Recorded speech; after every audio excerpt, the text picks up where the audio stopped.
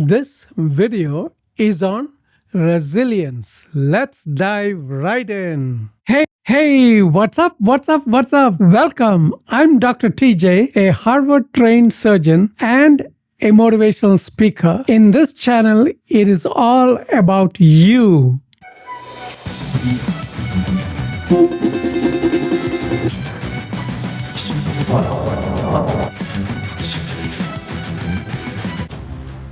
What if I told you that one of the world's most powerful motivational speakers has never picked up a microphone with his hands? What if I told you that a man who has traveled to 78 countries and spoken on 3,500 stages to crowds of up to 800,000 people has never walked onto a single stage? Before I reveal who this person is, I need you to understand something. Whatever challenge you're facing right now, whatever mountain seems impossible to climb, whatever dream feels too far away, this story will shatter every excuse you've ever made. But here's the key. You must watch this video all the way to the end to learn the complete framework for becoming truly resilient in your life. This isn't just a story, it's a blueprint. And since the entire video is interconnected, don't skip any part. Each section builds on the last and you'll miss critical methods for building resilience if you jump ahead. Now, before we dive in, do me 3 quick favors. First, hit that like button right now.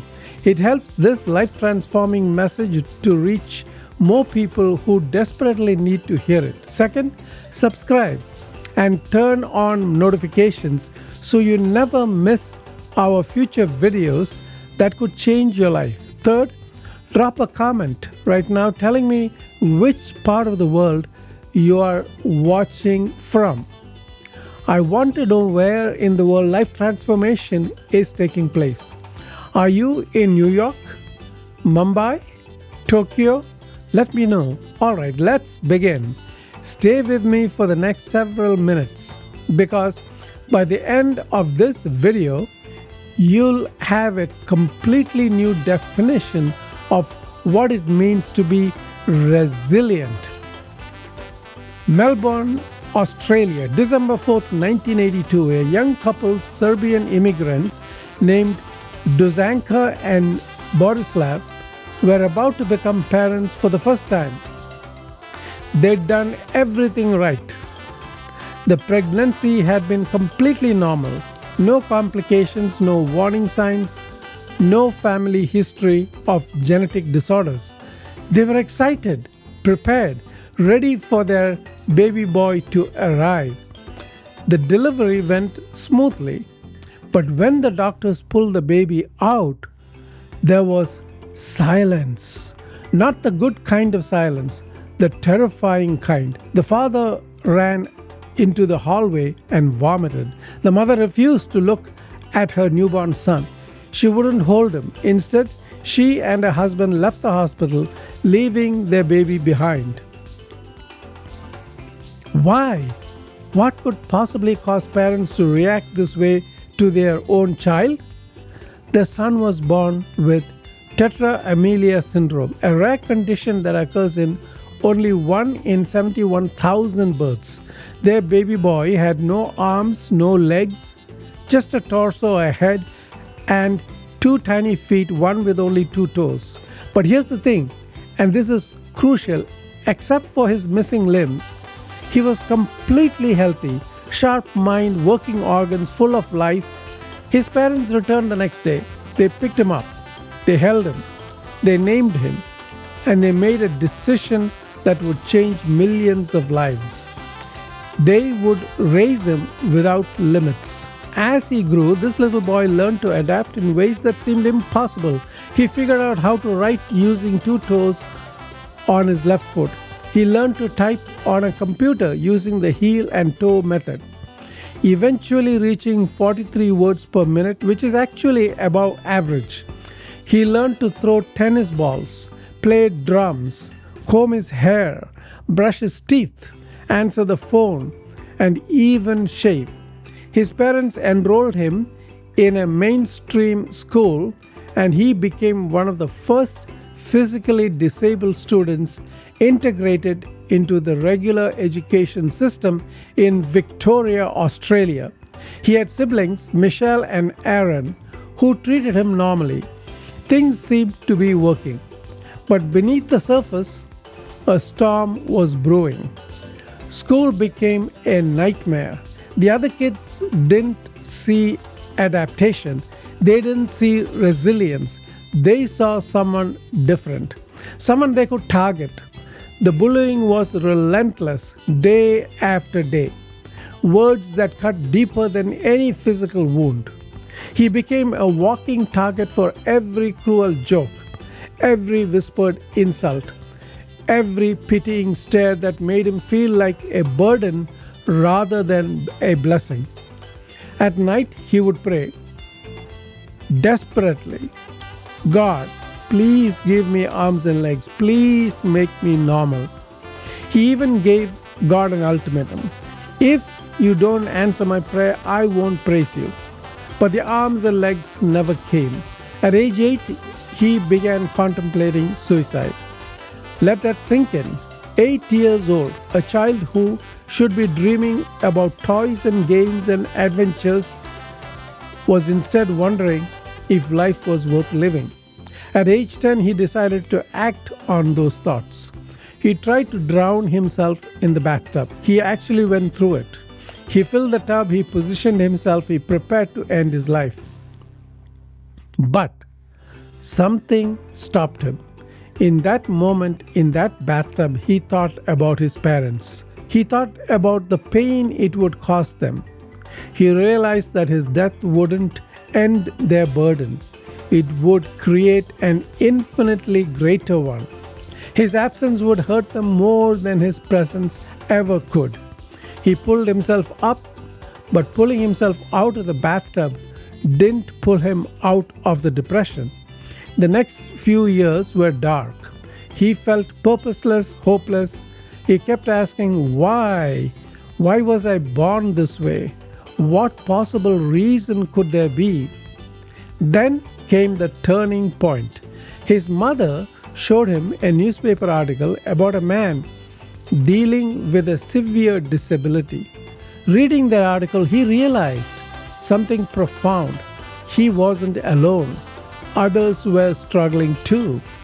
And if they could find meaning in their suffering, maybe, just maybe, he could too. He began to shift his perspective. Instead of asking, why me? He started asking, what can I do with this? What if his condition wasn't a curse? What if it was a calling? What if the very thing that made him feel worthless could actually make him invaluable to others who felt the same way? He made a choice, the most important choice of his life. He chose gratitude over bitterness, purpose over pity, faith over fear. At 17, he started giving talks at his prayer group. Small at first, just a few people, but the response was incredible. People were moved, inspired, transformed, and he realized this was it. This was his purpose. Now, who is this man who went from suicidal at age 10 to speaking to 800,000 people at a time? Who is this person who founded the non-profit organization called Life Without Limbs and has inspired millions across the globe? Who is this extraordinary human being who wrote the international bestseller Life Without Limits, which has been translated into 30 languages? Who is this man who got married to a beautiful woman named Kane in 2012, who became a father to 4 healthy children, who starred in an award-winning film called The Butterfly Circus, and who has met 25 presidents, prime ministers, and vice presidents around the world? His name is Nick Vujicic. And today, at 42 years old, Nick is living proof that resilience isn't about having everything. is about making everything out of what you have. Nick didn't just survive, he thrived. He turned his greatest weakness into his greatest strength. He became the miracle he couldn't receive. Listen to what Nick says. If you can't get a miracle, become one. The challenges in our lives are there to strengthen our convictions. They are not there to run us over. I may have absolutely no control over what happens to us, but we can control how we respond. If we choose the right attitude, we can rise above whatever challenges we face. Nick's story isn't just about physical disability, it's about the disability we all face, the disability of doubt, fear, and limiting beliefs. And if Nick can overcome what he's overcome, what's your excuse? Now let me share with you the 3 powerful methods Nick's story teaches us about building resilience in your own life. Method 1, reframe your perspective. Nick stopped asking why me and started asking, what can I do with this? Your obstacles aren't roadblocks. They are raw materials. Every challenge is building something in you that success alone never could. Resilience begins when you change the question. Action step: every morning, write down one thing you are grateful for about your current challenge. Yes, about your challenge. This rewires your brain to see obstacles as opportunities. Method 2, take one action daily. Build resilience through repetition. Nick didn't wake up one day able to type 43 words per minute. He practiced daily, one toe at a time, one key at a time. Resilience isn't built in dramatic moments, it's built in daily decisions. Each small action is a vote for the person you're becoming. Action step: choose one small action related to your goal that you'll do every single day for 30 days. No matter what, no exceptions. Make it so small you can't say no. This is how you build unshakable resilience, one day at a time. Method 3, connect your struggle to a purpose bigger than yourself. Nick's transformation happened when he realized his story could help others. When your suffering serves something greater, it becomes bearable, even meaningful. Resilience isn't just about enduring, it's about transforming your pain into someone else's hope. Action step: write down 3 ways your current struggle could help someone in the future. How could your pain become someone else's breakthrough? Your mess can become your message. Now listen carefully, because knowing these 3 resilience killers could save you years of frustration. Derailment number 1, comparison. Nick could have spent his life comparing himself to people with arms and legs. Instead, he compared himself only to his previous self. Stop measuring your chapter 1 against someone else's chapter 20. Your only competition is the person you were yesterday. Comparison is the thief of resilience. It robs you of the progress you've actually made.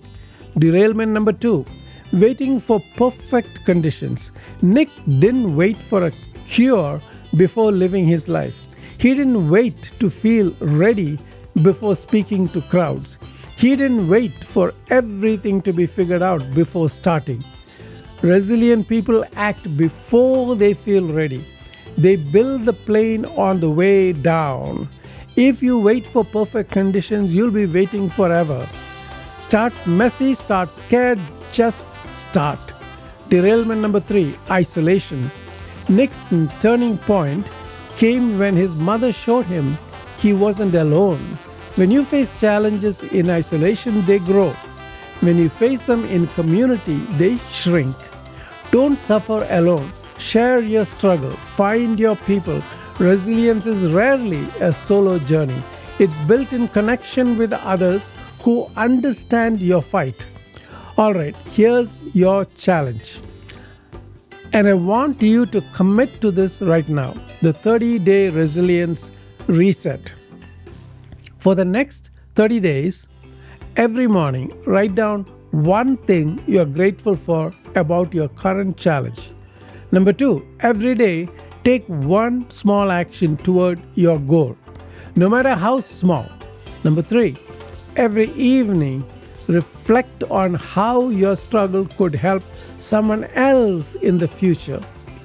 That's it. Simple, powerful, life changing.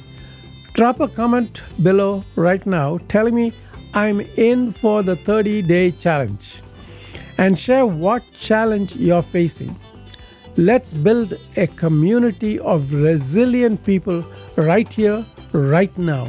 And here's the thing, Nick Vujicic didn't have arms and legs, but he still managed to embrace the world. What's stopping you from embracing your dreams? If you found the story powerful, smash that subscribe button and hit the notification bell.